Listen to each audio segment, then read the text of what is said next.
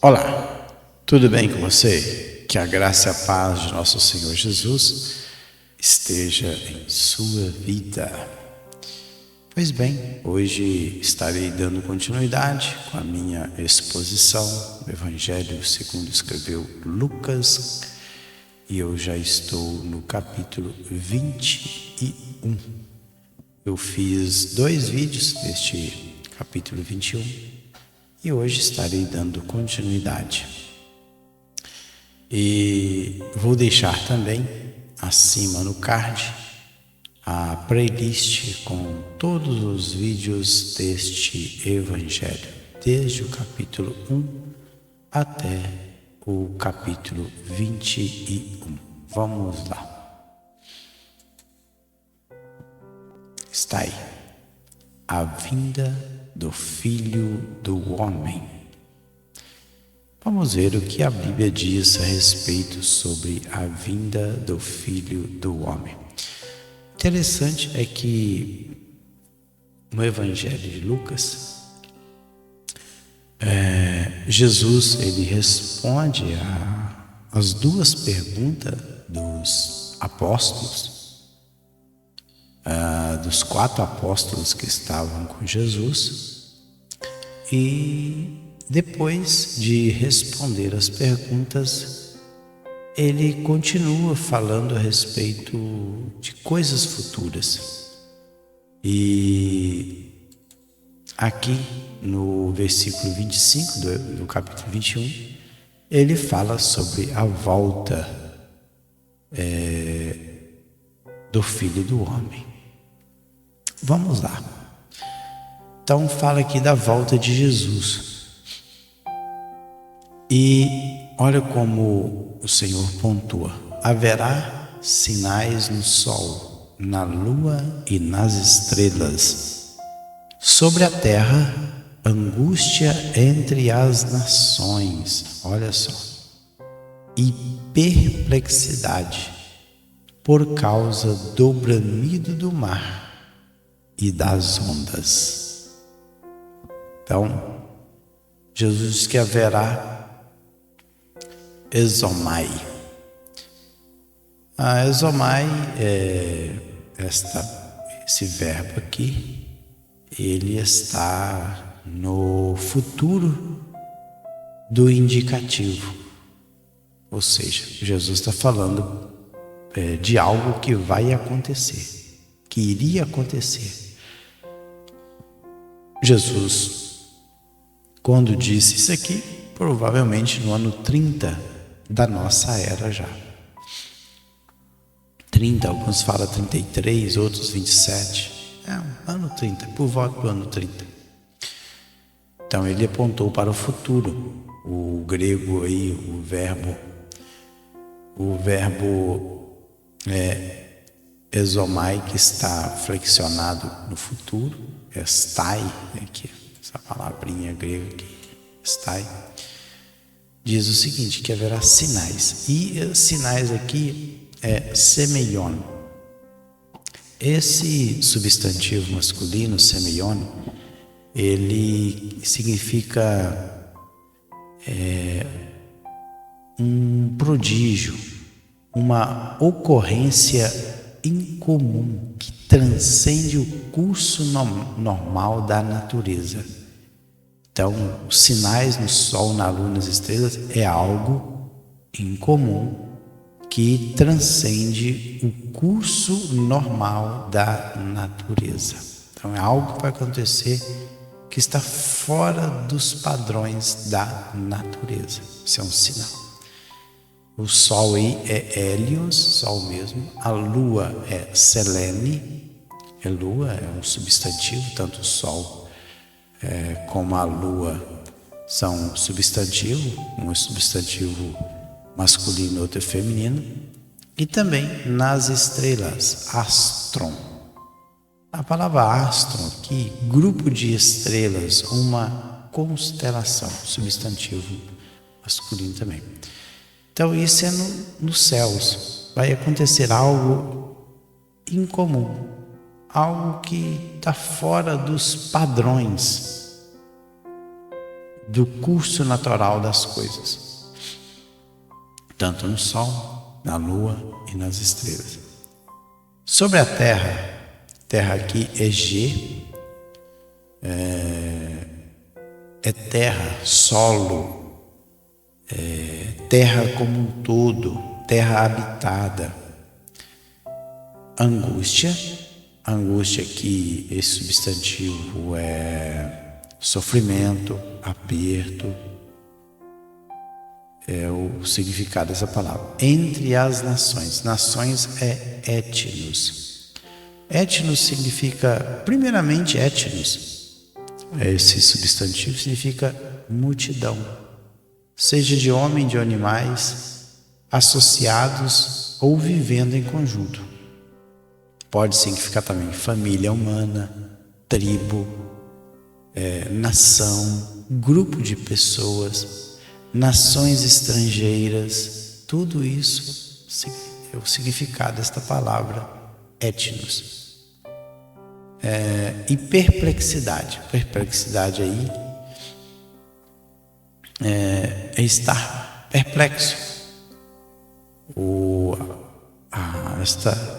As pessoas ficarão perplexas por causa de quê? Do bramido. Interessante que Jesus usa esse termo. Réu, o verbo. Bramido aí é soar do mar, da laça e das ondas. Interessante. Não sei se Jesus queria falar alguma coisa sobre no sentido figurado ou realmente no sentido literal, porque sempre que a Bíblia fala de mar, ela estava em alguns lugares, não todos os lugares, em alguns lugares que a Bíblia fala de mar, fala de povos. Por exemplo, Apocalipse fala de uma besta que subiu do mar. O mar ali são povos, são pessoas. Então, onde nós sabemos se Jesus está... Eu creio que Jesus está falando realmente do próprio mar. Algo anormal acontecendo no mar. Porque ele fala de sol, lua, estrelas, terra, angústia entre as nações. E aí, em perplexidade, por causa do bramido do mar e das ondas. Creio eu que Jesus está falando a respeito aí disso. Claro que em alguns lugares, por exemplo, lá em Isaías, no capítulo 13, Isaías vai falar sobre a queda de Babilônia. Queda de Babilônia. Você começar a ler o texto lá de Isaías 13, ele fala o seguinte, começa assim: a sentença que numa visão recebeu Isaías, filho de Amós, contra Babilônia. Nós sabemos que Babilônia hoje não existe mais. Mas aqui, o profeta Isaías estava profetizando a respeito da queda de Babilônia. Mas veja bem, no texto ele vai falando sobre a queda, ele vai profetizando sobre a queda, como seria a queda de Babilônia. Lá no versículo 9, falando sobre a queda de Babilônia, olha o que diz o texto: eis que vem o dia do Senhor, dia cruel, com ira e ardente furor, para converter a terra em assolação e dela destruir os pecadores. Porque as estrelas e constelações dos céus não darão a sua luz. O sol, logo ao nascer, se escurecerá. E a lua não fará resplandecer a sua luz. Está lá em Isaías 13:10. E ele continua: castigarei o mundo por causa da sua maldade, os perversos por causa da sua iniquidade. Farei cessar a arrogância dos atrevidos e abaterei a soberba dos violentos. Farei que os homens sejam mais escassos do que o ouro puro, mais raro do que o ouro de Ofir. E ele continua: portanto farei estremecer os céus e a terra. Ou melhor, portanto farei estremecer os céus. Aí tem um ponto e vírgula.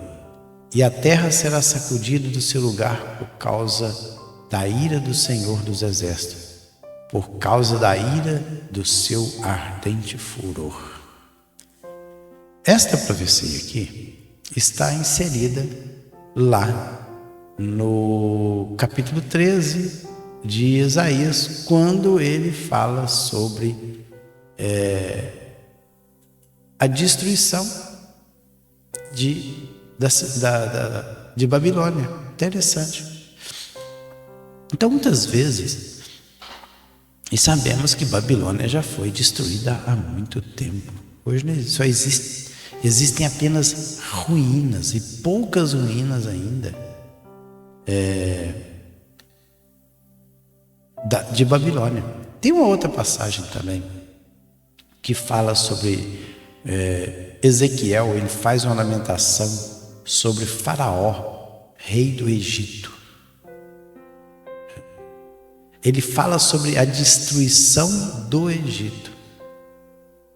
Olha só, no versículo 5 ele fala, ele começa assim, ó: e no ano do 10º do mês, do primeiro dia do mês, veio a minha palavra do Senhor dizendo: filho do homem, levanta uma lamentação do Egito. Uma lamentação sobre o Egito. Aí lá no versículo 6 ele diz o seguinte, de Ezequiel 32: com teu sangue que se derrama, regarei a terra até os montes, e deles se encherão as correntes. Ou seja, Deus faria, claro, aqui está usando a linguagem que ele destruiria o Egito e que a mortandade seria tanto que o sangue encheria até os montes. E ele continua no 7: quando eu te extinguir, quem? O Egito, cobrirei os céus e farei enegrecer as estrelas. Encobrirei o sol com uma nuvem, e a lua não resplandecerá a sua luz. Por tua causa vestirei de preto todos os brilhantes luminares do céu, e trarei trevas sobre o teu país, diz o Senhor Deus.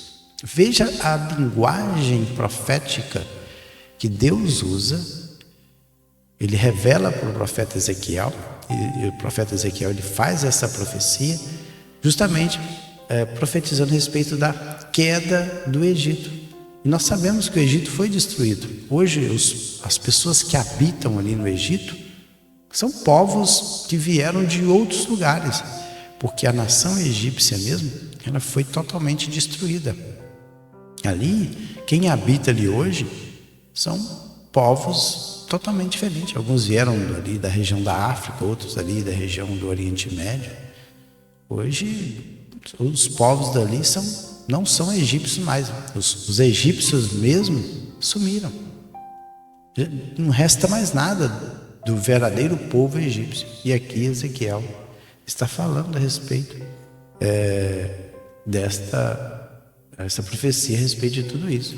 Então, algumas vezes a Bíblia usa uma linguagem profética que nós não conseguimos entender. Tem outro lugar também que ele fala, lá em Joel capítulo 2, quando Joel ele profetiza a respeito da efusão do Espírito Santo. Olha a linguagem que o profeta Joel usou para descrever como viria a efusão do Espírito Santo. E, claro, você tem que ler aí o contexto do profeta Joel. O profeta Joel, ele profetizou há muitos anos antes de Jesus, então um período aí de bastante desvio do povo de Israel. E diante desse desvio do povo de Israel, ele profetiza a promessa de abundância. E lá no versículo 28, a partir, ele começa a falar: e acontecerá depois que derramarei o meu espírito sobre toda a carne. Vossos filhos e vossas filhas profetizarão, vossos velhos sonharão, e vossos jovens terão visões. Até sobre os servos e sobre as servas derramarei o meu espírito naqueles dias. Mostrarei no céu e na terra sangue, fogo e colunas de fumaça. O sol se converterá em trevas e a lua em sangue, antes que venha o grande e terrível dia do Senhor. O interessante é que, se você ler em Atos 2:17, Atos 2 é o dia que o Espírito Santo desceu sobre um grupo de pessoas que estavam no cenáculo aguardando a vinda do Espírito Santo. E lá no capítulo 2, olha o que Pedro diz. Quando Pedro vai falar sobre o acontecimento que se deu ali, olha o que diz Pedro no sermão, lá em Atos 2:16. Mas o que ocorre é o que foi dito por intermédio do profeta Joel. Ou seja, Pedro fala assim: isso que vocês estão vendo aqui, esse acontecimento já é algo que havia sido predito pelo profeta Joel. E ele repete as mesmas palavras do profeta Joel: e acontecerá nos últimos dias, derramarei do meu espírito sobre toda a carne. Vossos filhos e vossas filhas profetizarão, vossos jovens terão visões e sonharão sonhos. Visões e sonharão vossos velhos. Até sobre os meus servos e sobre as minhas servas derramarei do meu espírito, e naqueles dias profetizarão. Mostrarei prodígio em cima no céu e sinais embaixo na terra: sangue, fogo e vapor de fumaça. O sol se converterá em trevas e a lua em sangue, antes que venha o grande e terrível dia do Senhor. E acontecerá que todo aquele que invocar o nome do Senhor será salvo. Interessante que, na visão de Pedro, o que Joel profetizou aqui, toda essa linguagem, aconteceu quando? No dia do Espírito Santo. Então, a linguagem profética, ela é muito difícil de ser entendida.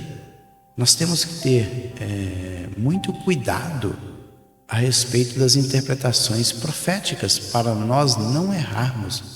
Aquilo que nós não sabemos, nós não podemos extrapolar os limites. Veja bem que, olha para você outra profecia que está no livro do profeta Malaquias. Malaquias, ele profetizou no ano 400 e alguma coisa antes de Jesus. E ele fala sobre a vinda do João Batista. Olha: eis que eu vos enviarei o profeta Elias, antes que venha o grande e terrível dia do Senhor. Ele converterá o coração dos pais aos filhos e o coração dos filhos aos seus pais, para que eu não venha e fira a terra com maldição. E o interessante é que lá no livro de Mateus, o Evangelho de Mateus, capítulo 17, logo depois da transfiguração ali, os discípulos estavam conversando com Jesus a respeito desta passagem. E Jesus, respondendo, disse: em verdade, porque vamos pegar o texto lá na íntegra. Mas os discípulos, capítulo 17, versículo 10 de Mateus. Mas os discípulos o interrogaram: Por que dizem, pois, os escribas ser necessário que Elias venha primeiro? Olha só, então, eles tinham na cabeça que Elias que viria. Olha só como é que a profecia é complicada. Então Jesus respondeu: de fato, Elias virá e restaurará todas as coisas. Eu, porém, vos digo. Ou seja, Jesus está dizendo, replicando na íntegra a profecia que está em Malaquias 4:5. Então respondeu Jesus: de fato, está escrito lá. Eu, porém, vos declaro, olha, agora eu que estou dizendo para vocês, que Elias já veio e não o reconheceram, Antes fizeram com ele tudo quanto quiseram. Assim também o Filho do Homem há de padecer nas mãos deles. Então os discípulos entenderam que lhes falara a respeito de João Batista. Versículo 13 do capítulo 17. Ou seja, nesse exato momento eles entenderam que Elias, que foi profetizado lá pelo profeta Malaquias, 400 e tantos anos antes de Jesus, era João Batista. E veja a linguagem profética que Malaquias usou a respeito da vinda de João Batista. Por isso que quando a gente olha os textos proféticos, a gente tem que tomar muito cuidado na sua interpretação. Vamos continuar aqui. Haverá homens que desmaiarão de terror e pela expectativa das coisas que sobrevirão ao mundo, pois os poderes dos céus serão abalados. Então, haverá homens aqui é antropos aqui é um ser humano que pode ser tanto uma mulher como homem. Então, antropos é um substantivo masculino que quer dizer seja homem ou mulher, não importa. Desmaiarão é apopsiru, ou seja, desfalecer, expirar de terror. Terror é medo mesmo, phobos, pela expectativa. E essa expectativa aqui, ela pode ser, esse substantivo feminino, pode ser tanto no sentido positivo ou negativo, das coisas que sobrevirão, ou seja, aquilo que vai chegar ao mundo aí, oikoumene, é a terra habitada. Diferente um pouquinho, lá em cima que fala do G, que é terra, aqui fala do mundo. Pois os poderes aí é dunamis, força mesmo, a força do mundo habitado. Isso aqui é o universo. Aqui sobrevirão ao universo, o mundo como um todo, toda a organização. Os poderes aí fala da força dos céus, Uranus, esse é o espaço sideral, todo o universo, serão abalados é sacudidos, agitados. E aí, no versículo 27, diz o seguinte: então se verá o Filho do Homem vindo numa nuvem com poder e grande glória. Então veja que o texto aí dito pelo próprio Jesus, não foi outra pessoa a não ser Jesus, falando desse acontecimento, a vinda dele em glória. Então se verá o Filho do Homem vindo aí, a palavra eromai é um verbo,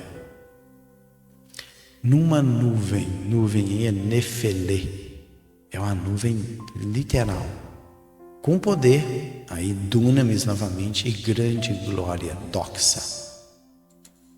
E o que Jesus diz aqui logo em seguida? Ora, ao começarem essas coisas a suceder, exultai e erguei a vossa cabeça, porque a vossa redenção se aproxima. Que coisas são essas? Com certeza o que Jesus tinha em mente é aquilo que ele falou no versículo 25 e 26, que é o que? Sinais do sol, da lua, das estrelas, angústia entre as nações, perplexidade do bramido das ondas do mar, homens desmaiando de terror, coisas que os poderes do céu serão abalados. Então, ora, ao começarem estas coisas, é um pronome aí tem um touton, que é estas coisas, touton, pronome demonstrativo, ou destes no grego, a suceder, ginomai, ou seja, acontecer, exultai anacupito, ou seja, ergam a própria alma, exultai a vossa alma, e erguei a vossa cabeça, erguei pairo, levante a cabeça, porque a vossa redenção se aproxima. Apolutrosis, redenção, apolutrosis, é a libertação, é o resgate, se aproxima. E aí Jesus propõe uma parábola. Eu vou fazer o seguinte, eu vou ficando por aqui, porque não vai ter tempo suficiente para discorrer sobre os demais versículos, que você pode ver que são vários versículos desse restante do capítulo 21. Então no próximo vídeo eu vou terminar esta passagem a respeito da vinda de Jesus, porque agora ele vai falar a respeito de uma parábola, que é a parábola da figueira. Mas isso requer um tempo, demanda um tempo para explicar direitinho aí que figueira é essa, o que significa isso. Então vou deixa eu voltar para a tela principal aqui. Então no próximo vídeo eu vou dar continuidade aí sobre a vinda de Jesus, sobre a volta do Senhor Jesus para buscar os seus, sua vinda em glória. E aí eu vou falar sobre esta figueira e estas árvores aí, que é muito interessante a gente pontuar sobre tudo isso, o que significa isso. Então fiquem todos na paz do Senhor Jesus e até o próximo vídeo.